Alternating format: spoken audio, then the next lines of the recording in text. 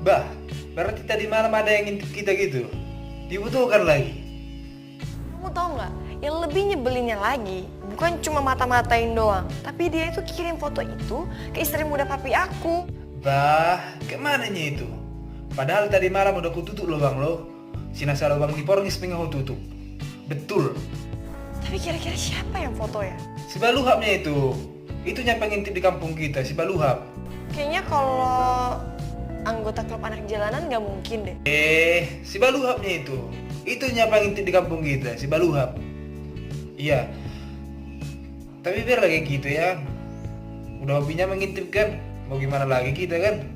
Ih, gimana aku nggak kesel? Itu sama aja mengganggu privasi kita dong. Iya, tau lah aku ah. Kalau misalnya aku ketemu orangnya, aku bakal marah banget sama dia. Udahlah sayang. Nggak usah marah-marah lagi ya sayang. Kamu nih, sayang. Orang lagi kesel tahu, malah gitu sih. Kamu tuh nggak ngerti perasaan aku ya. Aku tuh lagi bener-bener nggak suka banget. Kamu malah sayang. Udahlah sayang. Gak apa-apanya itu. Kalau cuman mengintipnya, bagi-bagi rezeki namanya. Udahlah sayang ya. Mau ngambil rapot break kita dulu aku. Bentar lagi lah kita lanjut ya sayang. Dia ada sana Gi.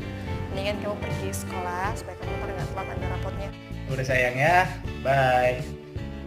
Dah, bolot.